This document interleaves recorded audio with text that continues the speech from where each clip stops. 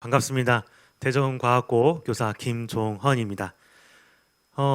과학고등학교 교사인 저는 평소에 무엇에 관심이 많을까요?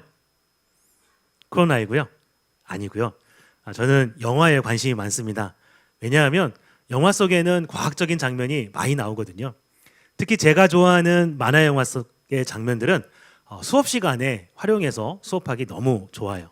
그래서 이런 걸 가지고 수업을 하면 아이들이 매우 좋아합니다. 이런 수업을 하다 보니까 제 수업이 MBC 뉴스에 소개되기도 하고요. 또 EBS에도 소개되기도 했습니다. 저기 매일 영화 본다고 했는데요. 사실 1년에 한 50편 정도 봅니다.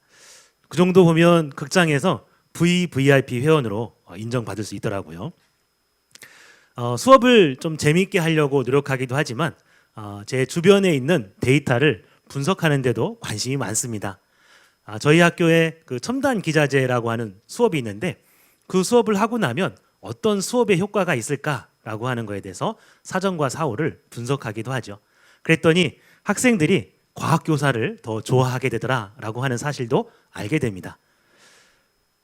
요거는 학생들이 굉장히 재미있는 설문을 돌렸는데요. 선생님들마다 점수를 매깁니다.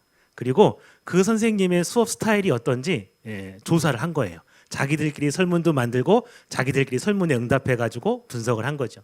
제가 그거를 받아서 통계적으로 분석을 해보니까 아이들한테 좋은 호감도, 교원 평가에서 좋은 평가를 받으려면 수업 시간 전에 좀 그 사설을 길게 해야 되는구나라고 하는 걸 알아서 그걸 적용해 보니까 정말 작년도 제 교원 평가가 그 이전보다 더 올라갔거든요.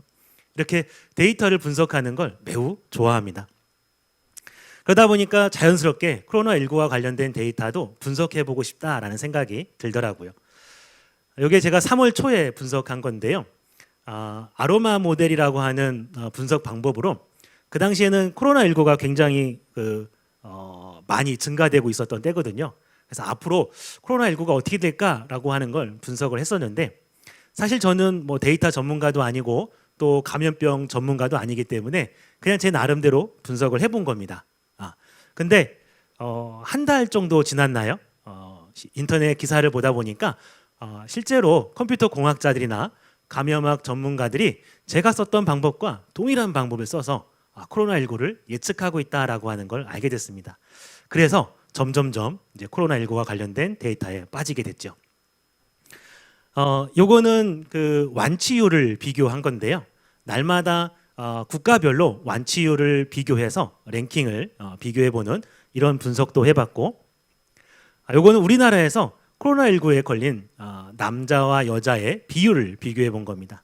초반에는 남자가 더 많았지만 2월 18일 이후로 여자가 더 많이 걸렸다라고 하는 거 되게 신기하더라고요.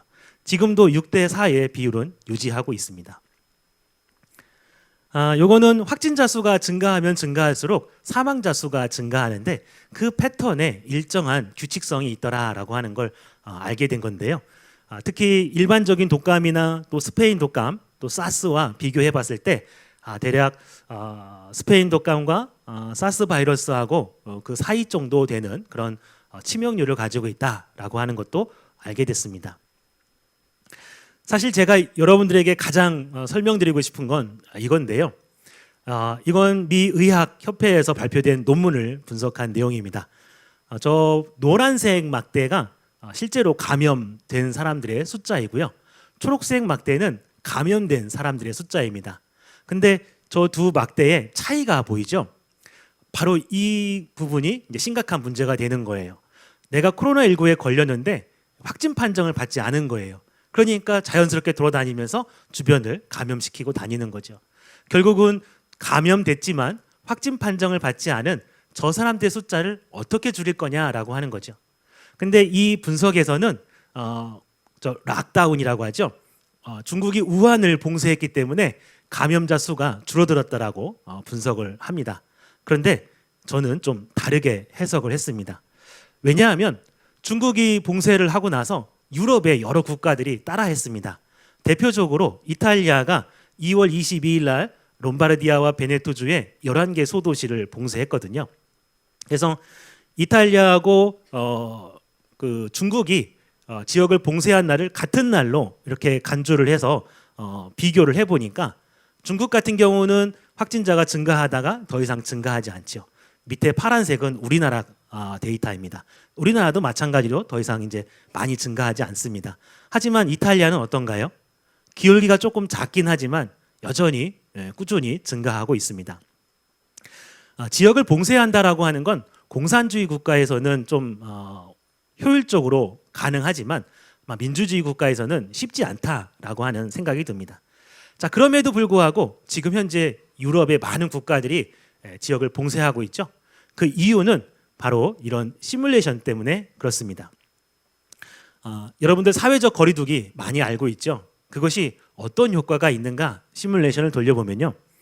실제로 저 피크가 그 코로나19에 감염된 사람이라고 생각하면 됩니다.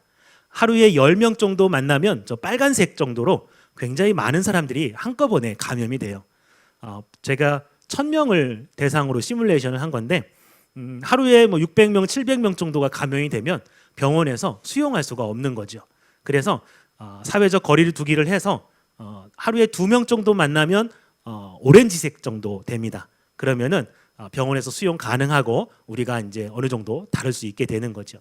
그래서 사회적 거리두기가 매우 중요한데 이 사회적 거리두기의 극단적인 방법이 바로 지역 봉쇄죠. 움직이지 못하게 만드는 겁니다. 자, 근데 안타깝게도 대다수의 민주주의 국가에서는 이게 작동하지 않는다라고 하는 거죠. 자, 그러면 어떻게 해야 되느냐? 많은 사람들이 잘 주목하고 있지는 않지만 감염자를 효과적으로 격리시키는 것이 매우 중요합니다. 그래서 한 명도 격리시키지 않으면 빨간색이 되는데요.